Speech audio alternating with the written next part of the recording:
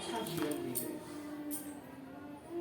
उदाहरण के तौर पर भैया मुकेश सूचक जी ही डिप्रेशन में थे, एक समय पर चिंता में थे, परेशानी में थे, लेकिन कथा से इनके जीवन में ही बहुत बड़ा बदलाव हुआ। तो जब आपको बदल रही है तो कुल मिला के हम आपसे यही निवेदन करेंगे सबसे कि थोड़ा थोड़ा समय निकालो, कथा सुनिए, और सुनेंगे तो संस्कार आएगा, सुनेंगे तो सीखेंगे, सुनेंगे नहीं सीखेंगे नहीं। आपको हिंदी बोलना इसलिए आ गई कि आपने बचपन से हिंदी सुनी। इंग्लिश इसलिए नहीं आई क्योंकि इंग्लिश हमने बचपन से सुनी नहीं, उसे हमें पढ़ना पड़ा। हिंदुस्तान में हिंदी किसी को पढ़ना नहीं पड़ता।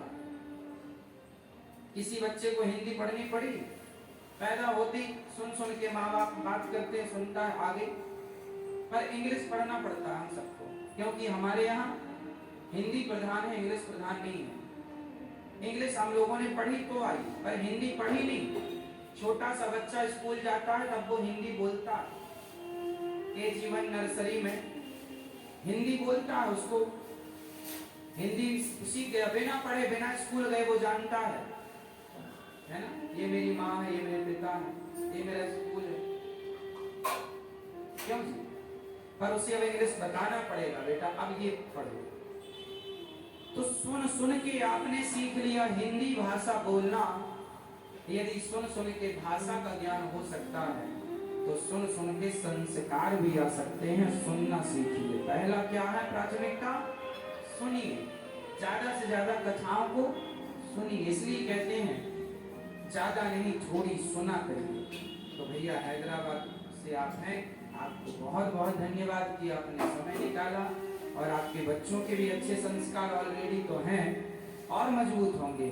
भाई एक गांठ के ऊपर आदमी दूसरी गांठ भी लगाता है, और कंफर्म करने के लिए तीसरी भी गांठ लगा देता है, अब पक्का हो गया। क्यों? तो सही बद्धम सुबद्धम, एक बांधा दो बांधा, और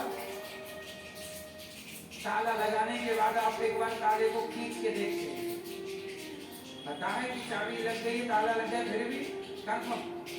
बस वही है, संस्कार तो आप में है, फिर भी सत्संग से जुड़ जाएंगे तो कंफर्म हो जाएगा। बिल्कुल बद्धम सुबद्धम, एक बार नहीं दो बार, पक्का वाला तीन गांठें रहती है। तो संस्कार के लिए सत्संग चाहिए, गुरु शरणागति चाहिए, भगवत शरणागति चाहिए। हरिलाल जी, श्री दुर्गा प्रसाद शांति देवी जी, श्रीमती अनिता राजपूत ग्वालियर से आप भगवान की कथा सुन रहे हैं।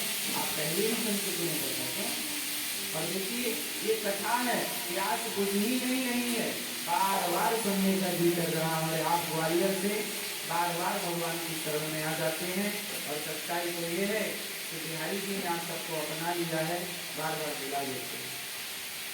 भगवान आप सबको सुखी रखते हैं। श्रीमान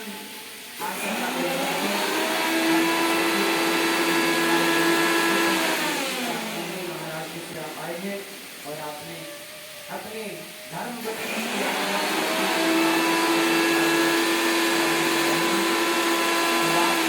अनमोल समय निकाल के आप आए हैं और भगवान की कथाओं से जुड़े हैं। पहले भी सुन चुके हैं, घर पर भी सुनते हैं, यहाँ आए हैं तो सुन रहे हैं, और यहाँ से जाने पर भी इन्हें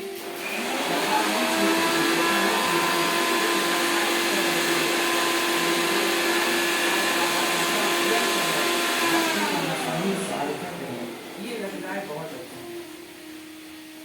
भगवान आपको सुखी रखें। श्रीमती रेखा सिंह जी, संतोष कुमार सिंह जी की पुण्य स्मृति में आप रायपुर छत्तीसगढ़ से पावन कथा का आयोजन करा रहे हैं।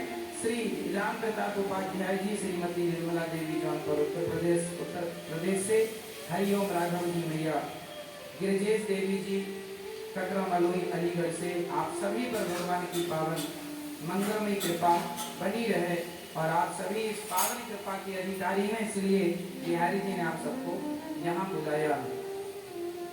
प्रिय भक्तों, कल हम लोगों ने सुना कि भगवान का जन्म हुआ, और जन्म लेते ही भगवान कहाँ चल पड़े? मथुरा से गोकुल की। बोलिए भक्त वत्सल भगवान की जय जय।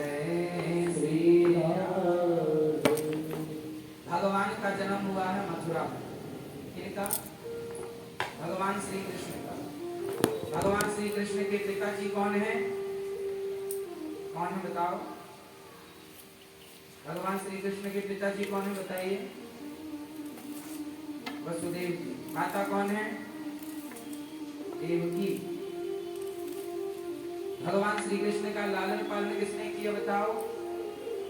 माता यशोदा ने, नंद बाबा ने। ये सारा ज्ञान छोटे छोटे बच्चों को हर माँ बाप को देना चाहिए। यदि ये ज्ञान बच्चों को नहीं है तो उसमें बच्चों की गलती नहीं, गलती माँ बाप की है कि आपने बच्चों को इसका ज्ञान नहीं दिया। हमारी संस्कृति का बोध हमें कराना चाहिए ना बच्चों को। बेटा राम जी के पिता दशरथ जी हैं, राम जी की माता राम जी